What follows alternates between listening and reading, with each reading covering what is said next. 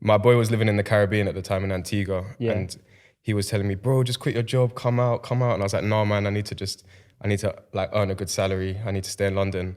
But I still went out for a holiday, and then I took my camera with me because I'd had a camera. My parents gave me a camera like a couple years before. Just that. like a basic one, or Yeah, like a little nice Canon one? 550D. Okay. Like it's not a bad one. It's not a great, I know a lot of cameramen, 550D, that was their first kind the of... classic, man.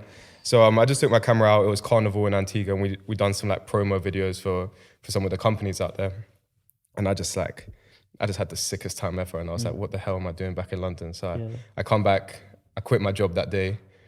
I had no plan or whatever. I was just like, yo, I need to move to the Caribbean. So I just, I moved out of my place. I sold everything, took out a massive loan and a massive finance, and then just bought bare camera equipment and moved to Antigua. Okay. And Antigua was cool. Didn't get like bare work, but I was surviving. It's a small island, so once you're doing something, like people get to know you. Sick. And then after 3 months, I was like, yo, I need to come back home. I need to, it was a good break, but there wasn't bare work. So I came back to London, just started DMing artists. Actually, I tweeted 650 artists. I got all their Insta ads off Link Up TV on the titles. Wait. Man said he tweeted how many artists? 650. I still got the list at home. Yeah. Jeez. But I got all their ads off Link Up TV. Okay. The music video titles always used to have the Instagram ads on them. So I got all the ads. I tweeted bare people. A couple people got back to me, but not many. Got like one video. One video led to another video. I went to like bare little networking events, and just really got my name out there. Sick. Took time. Yeah. I was earning like £125 a month. Okay. It was difficult. A month? Yeah, but bearing in mind I had the finance as well, so my outgoings were like a lot more than that. Right. But it takes that perseverance at the beginning, especially when you're taking losses. Yeah, man. To kind of, it was being a dreamer, innit? To be able to have the foresight to think, this is how it is now, but this is how it will be if I could just get past these. Yeah, I mean, like it got to a point where I was like, yo, I'm earning like no money. So I went and worked in a warehouse for like 2 days, and I was like, nah, I need to. This video needs to pop off. I can't do that either. I can't do that either. So yeah, and after that, I was really lucky. Like things started popping off. It was mad. So there was there is a graphic designer called Ero. Yeah. And before I know the story. But before we get to that, I still want to talk a little bit more about this early stage. Mm-hmm. So you've got your equipment. You come up from Antigua. You've got this equipment on finance. How was shooting in those early days? Like you tweeted all these people. Were you getting a lot of work? Was it 1-2 shoots now and then, or how was it going at the beginning? It was hard. Like I was doing maybe like one or two shoots a month. I remember there'd be like bare cancellations. I remember I went up to Leicester one time, and then the guys didn't even show up. One of the guys didn't show up, so we couldn't do the video. Oh, Jerry. I bet you didn't take a deposit as well back then. You know what? I just they paid me, but because I wasn't like strong with the whole like business side of things these times, so I just gave them the money back, and I just cut back home because I was like, I don't know how to do this. I don't want a bad name. Yeah, of course. Because it's difficult at the beginning. Like people do violate you. It's very difficult. Because they know that you're not established, so they'll try it and then be like, oh yeah, come back, like, and you end up shooting like 5 days when you're supposed to shoot 1 day for a video that only needs 1 day shooting, you know. But yeah, man. So obviously, I know now that you have a certain workflow, like a certain infrastructure. So if someone wants a Kirx visual, they have to follow you this way for this price. You get this amount of time. The edit comes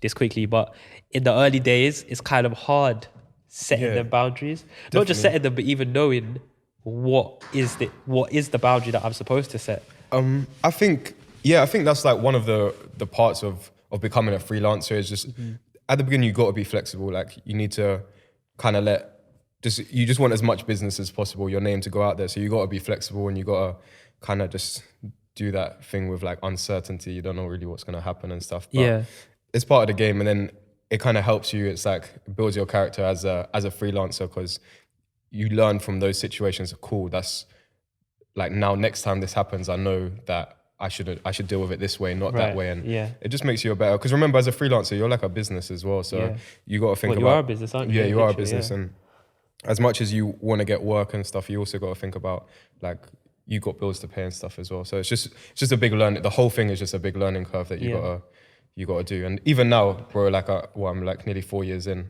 I'm still learning every day. I'm still learning. There's always new situations arising, and it's just like, it's just part of the game. Part of the game, man. Mm-hmm. So how did you even learn to shoot and edit? Did you just kind of just get the equipment and just go for it, or did you have any kind of background, any kind of training or anything? Like when my parents gave me that camera back in the day, Yeah. and I'd done like a couple club videos for free just to learn how to Okay. just to learn how to edit, and then I done some stuff. I did like a communications course at uni. Okay. One of the topics was like an ad. We had to create an ad. Right. Like they didn't teach us how to make it, but they just told us what we have to create, and then we got to go out and figure it out ourselves. Okay, So cool. I learned a lot doing that. And then, maybe I'd done like 5 or 6 videos before I decided, okay, cool, I want to do like music videos. Yeah, I want to yeah. get paid from this. But most of the learning was after I'd started becoming a director and such. Yeah. So you just jumped right at the deep end. You just started shooting without much. Yeah. And learned as you went, kind of thing. Yeah. I mean, it worked. I was lucky it worked for me. I don't know if it was the best route. Like, obviously, I was lucky I didn't have like huge bills to pay other than my finance. But yeah, I'd probably, if I had to go back, I'd probably still do what I was doing and then do videos on the sideline until I could have made that swap. Because the struggle when I wasn't earning a lot of money, that's mad difficult. It's mad, isn't it? Yeah. It's mad. It's really difficult in those early days. I think in this era of glamorized entrepreneurship, that initial struggle where you're not making money, you've invested, so you're taking losses, it's kind of like just brushed over. Like people just see the end product, but they don't see the come up, especially the beginning. I think once you get past that beginning, it does get easier because you learn your systems, what works and what doesn't work. You build your client base, but that initial period is really hard. So how did you overcome some of the challenges that you were facing at that period of time, and how did you have the sort of mental fortitude to just keep going through with it? I was proper, like I'm lucky that I've got like a good like circle of people around me who really believe in me and was like really like, yo, you can do this, like honestly just do this, and that kind of kept me going. Like I had like obviously my missus, she was pushing me forward, and I had like one of my boys, every time I got down he'd take me out for dinner, and like it was like those little things that just like I'm lucky to have that around me, do you know what I mean? But obviously sometimes it's just you get down and it's hard and you need to take a break from work and stuff, and it's just it's part of the game, man. It's part of the game. One thing that I would say that like when I was first starting and looking like on YouTube and researching and stuff, there was a lot of stuff like don't do work for free, never undersell yourself, and it's like yo, there's like a million other people out there trying to do what you're doing. You need to go out and do work for free and work for cheap to get your name out there, and I feel like I would have excelled a lot faster had I just gone and done some free work, built a portfolio, and then just people would have hired me because they would have seen my work. You know what I'm saying? Yeah, let's get into that because that's something we see on social media all the time. Know your worth, don't do nothing for free, we don't work for exposure kind of thing. But I know you've experienced this and I've experienced this as well. It's like there is a certain times where your reputation is, you can't really put a price on it. So building your reputation and building your name in certain spaces can be beneficial. So what's in more depth, what is your take on that whole kind of idea? I think, like you got to know your worth and you got to know like, you need to get paid. But at the same time, sometimes off the back of one project, regardless of whether it's videos or whatever you do, you're going to get paid even more. So even if you have to take a cut for this video, for me, for example, imagine someone hit me up and was like, yo, we can only give you half your rate, but this video is guaranteed 100 million views. Off the back of 100 million views, I'm going to get paid so much, you know what I'm saying? So you just got to think long term with it. Obviously, if someone was like, oh, can you cut your rate, but it's only going to get 500 views, it doesn't really make sense for me. Do you know what I'm saying? But it's just know when to take those cuts in what you're earning to benefit yourself. Know the benefits, like pros and cons. There's always pros and cons to everything. So cool, man. So it's interesting that you say support network is something that was quite beneficial to you. 100%. I think loneliness is something understated in entrepreneurship as well. Yeah, man. Yeah. Because a lot of the time it's just like I said, like a lot of my guys are 9 to 5. They support me, but sometimes I have things that they don't understand what I'm dealing with. So when you're starting as a freelancer, you don't know many other freelancers. So it's like you're dealing with things that nobody else has had to handle before, and they can't really understand your perspective. Right. And you're just learning as you go, like learning. You were saying, Yeah. And there's no one necessarily to turn to about how do you do this? Yeah.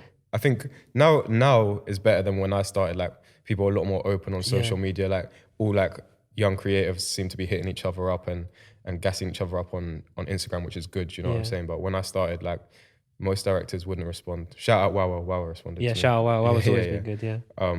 But yeah, and then obviously we actually met on Twitter, right? Yeah, like exactly. 3 years Yeah, ago. exactly. And then we just started talking, and because we were in a similar situation, we kind of just like we became friends, and then Exactly. yeah, it helped each other. Do you know what I'm saying? Well, But it's even the fact that you're here. Like, there's a younger like you didn't have this kind of thing no. when we was coming up in this game. But there's gonna be young directors now. We got some even in the room that are gonna be able to consume this Yeah, for and sure. learn something from it. You know, we never had that kind of 100%. that kind of guidance. So you're at a point in the career early on. You're not making a lot of money. Kind of, you don't have a lot of experience. Maybe just like making a couple £100 a month. How did you go from that state to kind of making this a full-time career? Like, what was the turning point for you? Okay, so I hit up a graphic designer called Aero Graphics. I saw that bare rappers like, followed him at the time. Okay. And because he used to do all their mixtape covers and stuff. So I was like, yo, I want to get on his radar. So I hit him up, I asked him to design something for me. I had like no money at the time, but I paid him to make a pricing chart for me, right? That I could send to people. And after that, we just like, he knew who I was. We'd chat every now and then.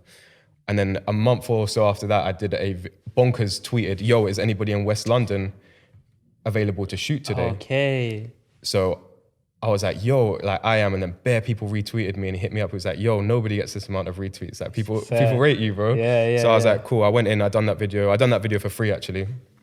And at the time was he one of the bigger artists that you'd work with? well, yeah. I mean, like he did a video with Stormzy at this point that had okay, so it was around that period of time. Yeah. So and that video came out. It got like 70,000 views, and I'd never had anything more than like 2,000 views at this point on one of my videos. So that was like an amazing feeling. Do you know what I'm saying? Yeah. And so we'll fast forward like 2 months from then. That video has come out, and Sakib from GRM Daily tweeted, "Yo, does anybody know any videographers that can do music videos?" And Aero, the graphic designer that I'd hit up previously, tweeted, "Yeah, Kirx can do music videos." Okay. And obviously Sakib knows who Aero is. Aero knows who Sakib is. And Sakib hit me up, was like, "Yo, I saw you did Bonkers video, right?" Yeah. That was clean. And I was like, "Yeah, man." And from there, he was like, "Yo, I'm gonna send you on some videos. Like, obviously it's paid and stuff. Like, is that cool?" And I just did like one video. I think I did 150, and then I did J Silver. And I think the J Silver video was one of the videos that I saw of yours, one of your first or early videos that I saw. Yeah, and then GRM were just showing me mad love. Like they brought me in, and I just used to send a lot of videos their way because they were like the channel that was showing me mad love. And then I got a call from Sakib one day. He was like, "Yo, we got like a song. It's a bit random. It's about Addison Lees. Do you wanna do it?" And I was like, "Yeah, send that through, man." And I heard it. I was like, "Yo, this is mad. Like this is sick." So he put me in touch with Notes. We planned the video, linked up with him the next day, filmed until like 2 a.m, and then I had the video back by 4 p.m. that next day. Mad. Yo, that video, that changed a lot of people's lives. But yeah, for real. Yeah. I think visually it changed the game, to be honest. Yeah, man. A lot of people, after that video, a lot of people stopped asking me for glitchy videos. Was like, "Yo, your videos are clean." I was like, sick, because at that time I wasn't a huge fan of effects. Yeah. So I just wanted to do really clean videos. And man, like that I think we released the trailer on the Wednesday, and by the Sunday when it actually released, I was booked up for 2 months. Mad. I was like I had taken deposits. It was and you've mad. gone from before that. Yeah, bro. It was tough, and then almost like. Bro, it was mad. Like my phone, like people getting my number, like that I'd never even heard of. Like, bro, I was like, didn't know how to handle it. I locked myself in the bathroom. I was like, all my Twitter, my Instagram. Your phone just go ping. Literally, bro. And it was like, I've gone from begging artists to let me do their videos. Yeah. From people I've never heard of hitting me up to do their videos. Do you know what I'm saying? Yeah. So for me, that was the moment that everything really changed for me. And then GRM started giving me bigger videos. Right.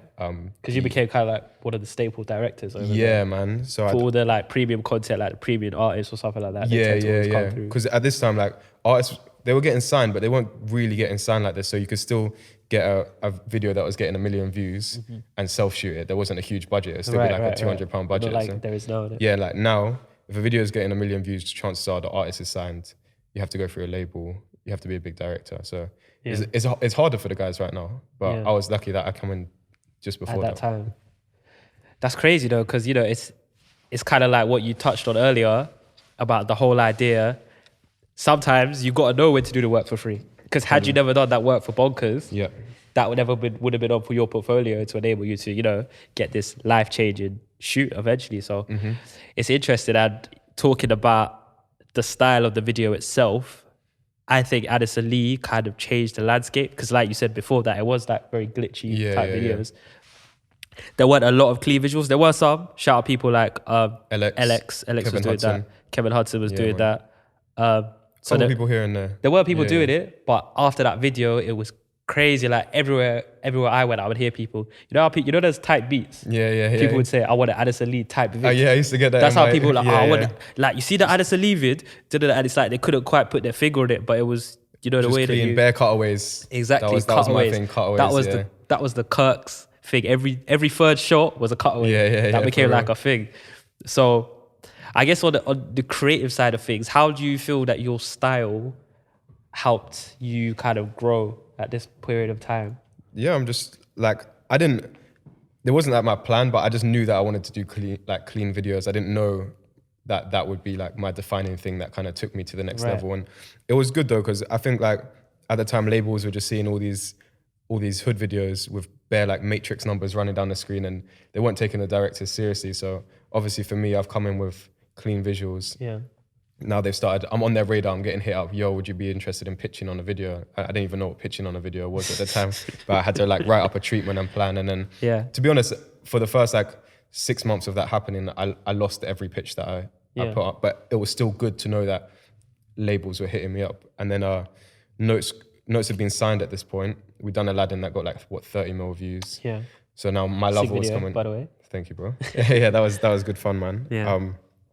Yeah. So now it was My Lover, the original one. Right. And Note's like, yo, I want Kirx to direct this. So we flew out to Zanzibar, we directed it. It's the first time I got a crew and everything. I was so shook, That was your first budget shoot, That was I my remember. first budget. And it wasn't like a little 5K, it was like, I think we had like 15 grand or a little over 15 grand. So I'm directing people, I don't know what, I'm bare quiet. It's like to the camera, excuse me, is it all right if you just, like now, obviously after I've done a lot of videos now, so you have to be very like, people know that it's not like a polite thing. Like you don't have to be like, excuse me, please. It's just like, cool, let's just get this done and keep it moving. But at the time I was very nervous. Because that is, you know, obviously like people might not know, but you know, we've known each other for like a couple of years. And I've seen your growth as a director on these big shoots. It's like now, it's just to the point. It's like, we need this, we need that. And it's like you say, it's not rude, but it's like you clearly know what you're doing and how to set up the shots. Of course, like as long as you're not rude to people and at the end you're saying thank you and letting people know that you appreciate their work. Right. I think people are just cool because everyone wants to get the work done. Nobody wants to stay overtime at like 1 o'clock in the morning shooting a video. So so that shoot, and then I did a couple other little label jobs at this point, like 3.5Ks. Okay. Like little things there. I had a little. So the price has gone up since 150. Yeah, the price has gone up. I'm getting paid well now. So not loads, but I'm living nice. It's decent, yeah. And and then My Lover remix with Mabel and Notes.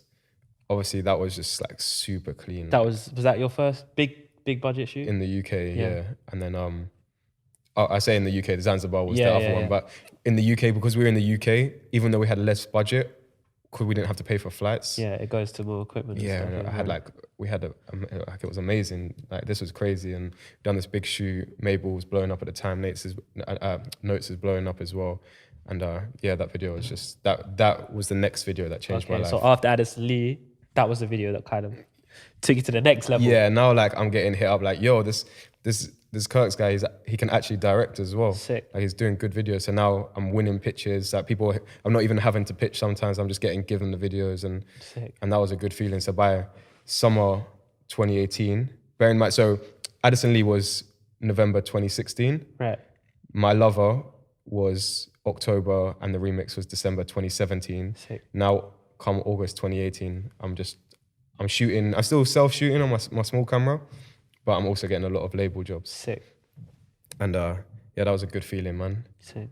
And that really took me to the next level. Yeah, it is crazy because obviously I've seen you from shooting on estates, small budgets, the police are coming, everything's getting locked up. Police are coming, yeah. And now you're doing huge, I don't want to, what's the word, pocket watch, I don't want to quote figures of that, but you know, big budgets, like labels are putting loads of money into the videos, and it's great to see what, with that resource, you've been able to create. Yeah, man.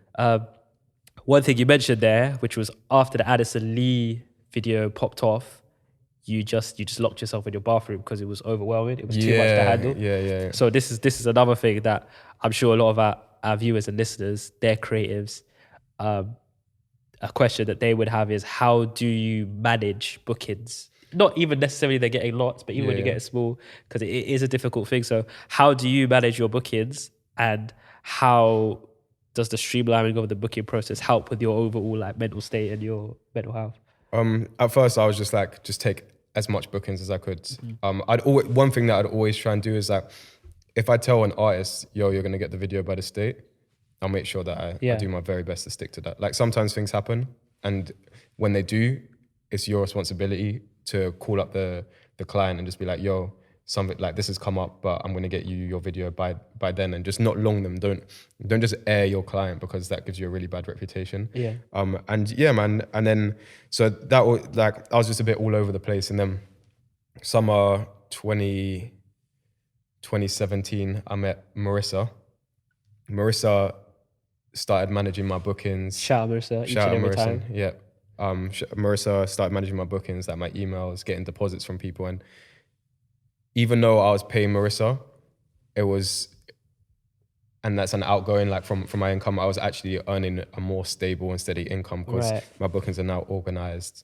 Everything's just smooth. Things are running smoothly. Like if I'm on set, I'm not worrying about trying to book someone in next week because Marissa's there doing it for me. Yeah. And that just made my life a lot easier. Because before I'd be on set, I'd take on bare bookings, and then I'd be on set all week, and then the next week, because I've been on set, I haven't replied to anybody's emails, and then the next week I don't have any work. So it was like 1 week on, 1 week off. Yeah. But now it was just cool. I'm shooting 2 to 4 times a week. I'm doing my edits. It's cool. I don't have to worry. I just focus on the creative side of things, not the chasing payment side of things. Because that is a difficult thing as a freelancer. It's, you always have times where you're popping, and it's easy to say yes to everything. Look at your calendar, think, I could squeeze this in here, I could squeeze this in here, but you're not thinking about as a consistency approach. So I guess has it all been Marissa, or has there been a certain change in your mind which has allowed you to think about consistency over just raw volume? Do you know what it was? It was like, before as well, I'd just think about anything that I wanted to buy or anything that I wanted to do, how many videos am I gonna have to do? Yeah. Or how many projects do I need to do to buy that? Do you know what I mean? I think a lot of us do that still. Yeah, and that's a really easy trap to fall into. It's like, yo, I want to go on holiday. Okay, that's going to be 2 videos. Yeah. But now it's more of a thing, is like I just try, obviously I slip up sometimes, but I just try to pay myself monthly. Yeah. And I'd set myself a target. Cool, this is how much I want to earn this month or every month, and this is how many videos or projects I need to do that. And then I just try and price myself accordingly and do that amount of videos to get there. Do you know what I'm saying? Yeah. So I'm still thinking, how many videos do I need to do? But it's a more consistent, I'm just trying to hit a figure and then pay myself out of that one figure, rather than doing one project to do one thing. Do you get it? Yeah, that definitely makes